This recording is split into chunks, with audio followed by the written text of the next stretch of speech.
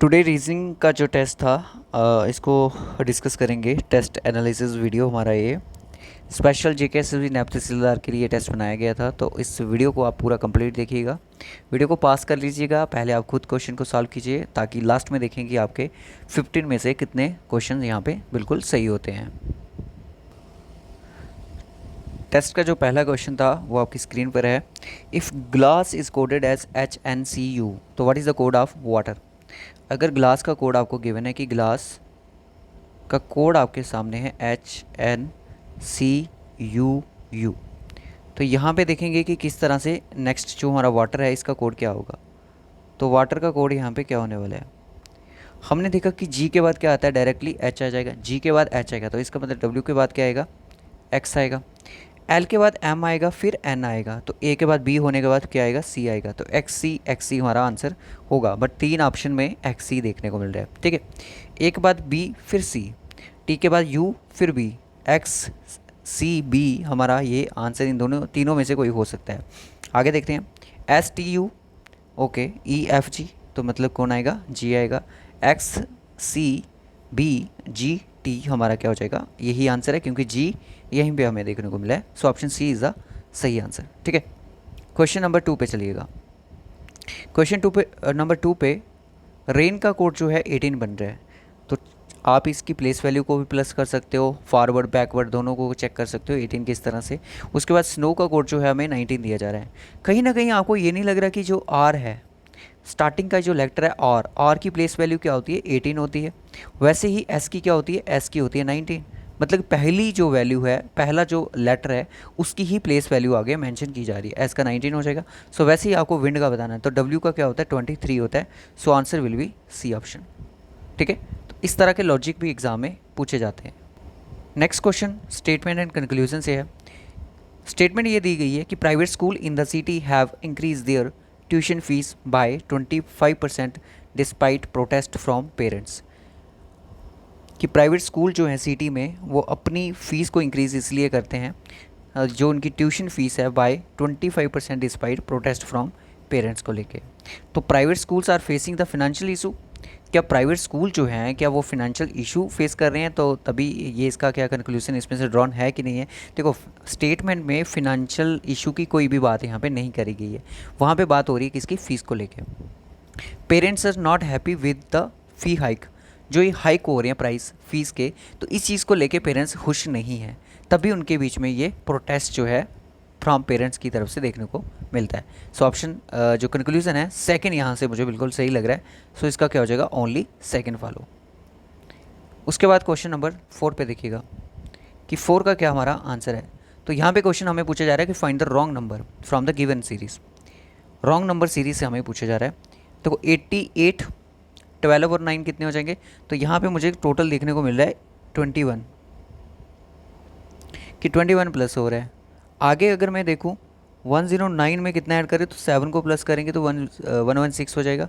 और यहाँ पे देखने को मिल रहा है मुझे प्लस 21 हो रहा है, और यहाँ पे मुझे देखने को मिल रहा है प्लस 7 हो रहा है। 21 प्लस 7, 21 प्लस 7 21, इसका मतलब यहाँ पे कितना, फिर से 21 होगा, ठीक है। आगे क्या हो जाएगा, 7 होगा। तो बिल्कुल 7 अगर डालें उसमें 165 में तो 172 हो जाएगा। 172 में अगर हम 21 को ऐड करते हैं तो कितना आना चाहिए, 172 में 21 को ऐड करें तो 3, 7 और 2 हो जाए 9, 193 आना चाहिए। बट यहाँ पे क्या है, 195 है। तो 195 टर्म जो हमारी रॉन्ग हो जाएगी। सो सी ऑप्शन हमारा सही है कि ये नंबर जो है और 193 इसके प्लेस पे होना चाहिए था, तब ये पैटर्न सही चलता। बट यहाँ पे क्या हो गया, नंबर जो है कुछ और ही ऐड हो रहा है इसमें। तो इसमें जो नंबर ऐड हो रहा है वो 23 हो रहा है, 23 ऐड हो रहा है, बट 21 को ऐड करना था हमने, ठीक है। उसके बाद चलते हैं नेक्स्ट क्वेश्चन पे। Question number, find the next term. Next term क्या होगी हमारी। तो यहाँ पे अगर हम इस क्वेश्चन को देखें कि इसमें क्या डिफरेंस चल रहा है, एक बार डिफरेंस लेके हम चेक कर सकते हैं इसको कि इसमें डिफरेंस कितना होगा। यहाँ पे 25 ऐड हो रहा है, ठीक है। यहाँ पे कितना 25 ऐड हो रहा है, सॉरी 25 नहीं 125 यहाँ पे ऐड हो रहा है, ठीक है। 125 यहाँ पे ऐड हो रहा है, ठीक है। चेक कर लेते हैं। उसके बाद यहाँ पे देखा मैंने तो यहाँ पे कितना ऐड हो रहा है, 16 ऐड हो रहा है, ठीक है। 16 ऐड हो रहा है। और यहाँ पे मैं देख पा रहा हूँ कि यहाँ पे 27 ऐड हो रहा है।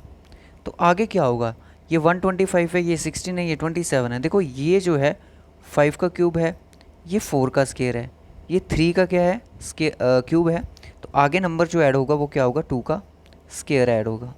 2 का स्केयर होता है 4, तो 4 ऐड कर दो, कितना हो जाएगा 2 2 7, हमारा सही आंसर हो जाएगा ऑप्शन बी। क्वेश्चन नंबर 6 को देखें कि 210 360 504 990 1321। तो क्या लगता है इसमें क्या चल रहा होगा, इसमें पैटर्न आपका क्या आइडिया लग सकता है कि यहाँ पे कुछ नंबर यहाँ पे चल रहा हो। अगर इस हम नंबर को देखें 210 को, तो 210 जो नंबर है इसमें पैटर्न क्या चल रहा है कि ये 6 का क्यूब है और -6 कर दो। 6 का क्यूब होता है 216, 216 में से 6 हटा लो तो 210 आपका बन सकता है, ठीक है। 7 का क्यूब क्या होता है, 7 का क्यूब होता है 343। 343 में से 7 को घटा लो तो आपको कितना मिलेगा, 336 मिल जाएगा, ठीक है। यहाँ पे 8 का क्यूब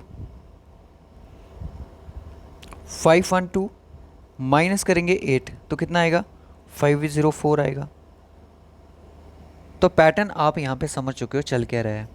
तो इसका मतलब आगे यहाँ पे जो नंबर होगा वो क्या होगा, 9 का क्यूब होगा। 9 का क्यूब कितना होता है, 729 होता है। इसमें से 9 माइनस करो कितना आएगा, 720 आ जाएगा। 720 किस ऑप्शन में, डी ऑप्शन में। आगे वैसे क्या करोगे, 10 का क्यूब करके 10 को ही माइनस कर दोगे, 11 का क्यूब करके 11 को ही माइनस कर दोगे, ठीक है। सो इसका आंसर हो जाएगा डी ऑप्शन, ठीक है। ओनली मोबाइल्स आर गैजेट्स, सिर्फ मोबाइल ही क्या हैं, गैजेट्स हैं। तो इसका मतलब होता है कि ऑल गैजेट्स आर मोबाइल, ठीक है। All gadgets are mobile. Some gadgets are expensive, कुछ गैजेट्स क्या हैं, एक्सपेंसिव हैं, कुछ ऐसा ही बोला गया हमें। हमें बोला कि all expensive things wing mobiles is a possibility, कि सारी की सारी एक्सपेंसिव जितनी भी थिंग्स है वो मोबाइल बन जाए, क्या वो पॉसिबिलिटी है कि नहीं है। हमें देखो एक चीज़ बोली गई कि ओनली मोबाइल्स आर गैजेट्स, ठीक है। दूसरा देखते हैं कि all gadgets are mobiles, all gadgets are mobiles, ये तो बिल्कुल सही है। बट यहाँ पे ये क्या है, ये गलत है, क्योंकि उसने बोला कि सिर्फ मोबाइल्स ही क्या होंगे, गैजेट्स होंगे। ऑल का तो ये पॉसिबिलिटी वाला केस तो नहीं होगा, क्योंकि मोबाइल के अंदर अगर रहेगा कोई तो वो गैजेट्स रहेगा। All expensive things being mobile is possibility, no is not a possibility. Only क्या हो जाएगा, हमारा सेकेंड कंक्लूजन फॉलो होगा, बाकी क्या हो जाएंगे, गलत हो जाएंगे, ठीक है। क्वेश्चन नंबर 8 देखिएगा कि सम कप्स आर प्लेट्स, कुछ कप्स क्या हैं हमारे, प्लेट्स हैं। ऑल प्लेट्स क्या हैं, ग्लासेस हैं। सम ग्लासेस आर बाउल्स, कुछ ग्लासेस बाउल्स हैं, ओके। तो देखो यहाँ पे ओनली और फ्यू का या फिर ओनली का कोई भी केस नहीं है, तो ये आराम से हो जाएगा question. Some bowls are plates, कुछ बाउल्स प्लेट्स हैं, नहीं है, गलत करो। ऑल कप्स विंग ग्लासेस है पॉसिबिलिटी, पॉसिबिलिटी सही हो जाएगी। Some plates are not bowls, not को कोई रिलेशन नहीं दिया है, तो ओनली क्या हो जाएगा, सेकेंड फॉलो हो जाएगा, ए ऑप्शन इज़ द सही आंसर। उसके बाद question number 9, only a few dogs are cat, कुछ ही डॉग क्या हैं, कैट्स हैं। तो इसका मतलब बाकी के डॉग्स जो हैं वो कैट नहीं होंगे, ठीक है। नो कैट इज़ रैबिट, कोई भी कैट जो है वो रैबिट नहीं है। कैट का रैबिट से कोई रिलेशन नहीं है, कैट का रैबिट के साथ कोई रिलेशन नहीं है। तो ये पूछ रहा है कि सम डॉग्स और नॉट कैट, कुछ डॉग्स जो हैं वो कैट नहीं है, सम डॉग्स जो हैं वो कैट नहीं है। Some dogs are not cat, only few dogs are cat, और no cat is rabbit. Some dogs are not cat, बिल्कुल सही बोल रहे हैं। मैंने आपको ये चीज़ पहले भी बताई हुई है कि जब भी ये ओनली ये फ्यू का जो रिलेशन बनता है, इसमें दो चीज़ें चलती हैं, एक तो सम वाला, एक सम नॉट, दोनों को लेके चलता है। तो पहला कंक्लूजन तो यहाँ पे बिल्कुल सही होने वाला है। सम कैट्स और रैबिट्स, कुछ कैट्स रैबिट्स हैं, नहीं है, दूसरा गलत कर दो। ऑल डॉग्स, सारे के सारे डॉग्स जो हैं वो क्या बन जाए, रैबिट्स बन जाए, is a possibility, no is not a possibility. सारा का सारा डॉग कैसे रैबिट के बीच में आएगा, उसको तो उसका तो रिलेशन थोड़ा कैट के साथ भी है, ठीक है। तो क्या हो जाएगा, इसमें सिर्फ फर्स्ट फॉलो करेगा, फर्स्ट कंक्लूजन फॉलो करेगा, सो ऑप्शन बी से ही हो जाएगा। उसके बाद चलिए नेक्स्ट क्वेश्चन पे, क्वेश्चन नंबर हमारा 10।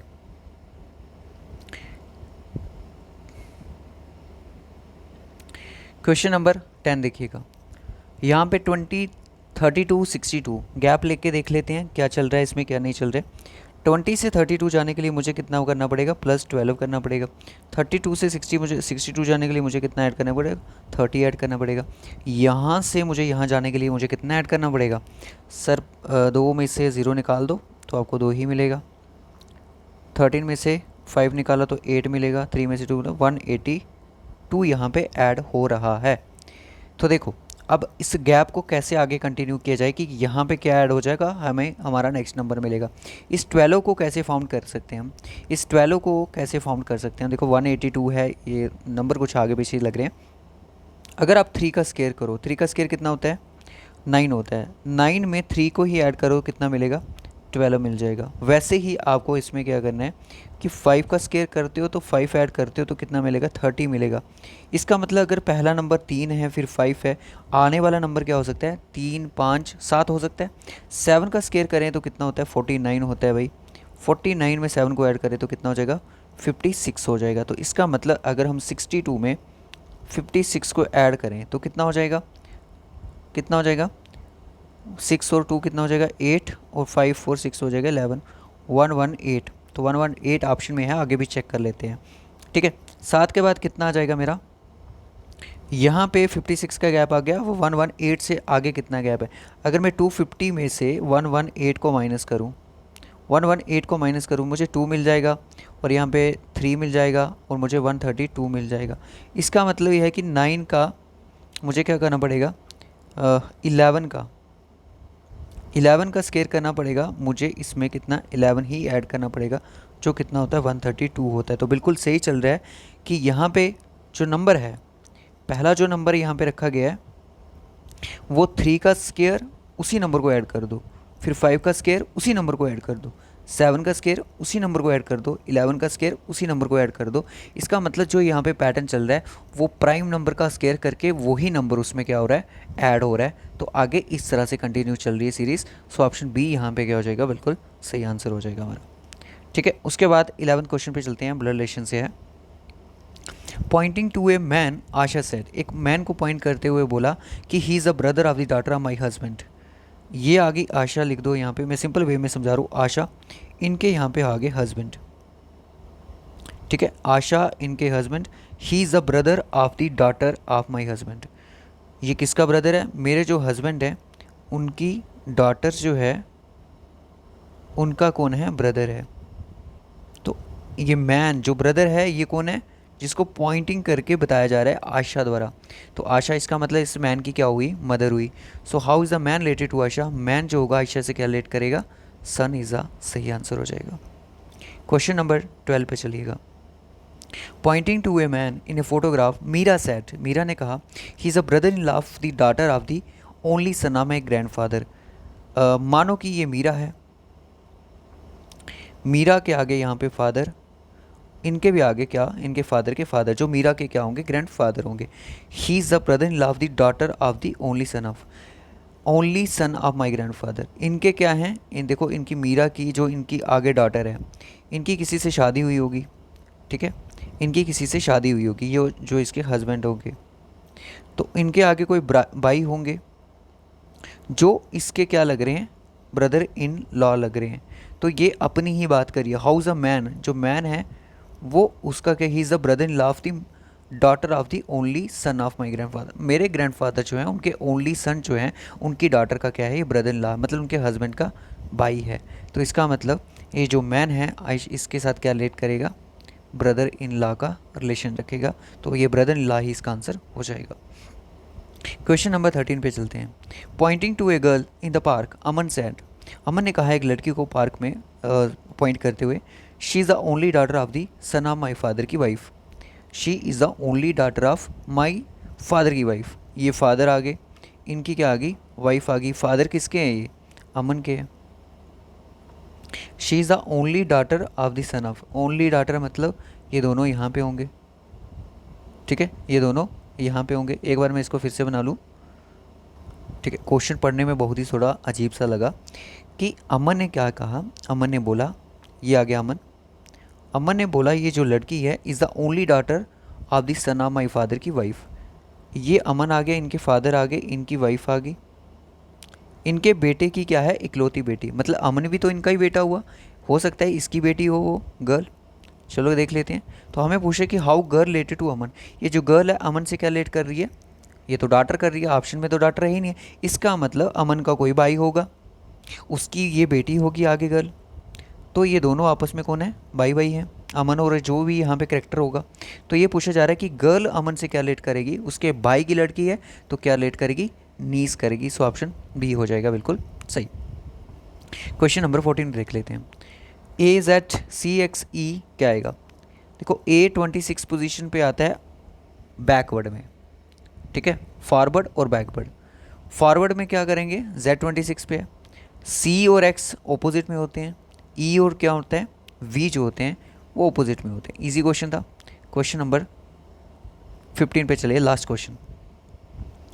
Renu walks 10 kilometre towards the south. Renu ने क्या किया, 10 मीटर साउथ की तरफ अपना डिस्टेंस कवर किया। उसके बाद उसने क्या किया, लेफ्ट टर्न लिया कितना, 15 मीटर का, ठीक है। फिर उसके बाद फिर से उसने लेफ्ट टर्न लिया कितना, 10 मीटर का, एंड फिर से उसने क्या किया, लेफ्ट टर्न लिया। Then she turns left and again walk 10 kilometre, okay. Finally she turns right, फिर उसने क्या किया, राइट लिया कितना, 5 मीटर का। तो in which direction is she from the starting position. Starting position ये है, अभी वो यहाँ पे है, तो स्टार्टिंग पोजीशन से कौन सी डायरेक्शन में आपको दिख रही है, ईस्ट में दिख रही है, तो ईस्ट से ही आंसर हो जाएगा इसका बी ऑप्शन, ठीक है। किसी भी क्वेश्चन में कोई डाउट हो कमेंट बॉक्स में ज़रूर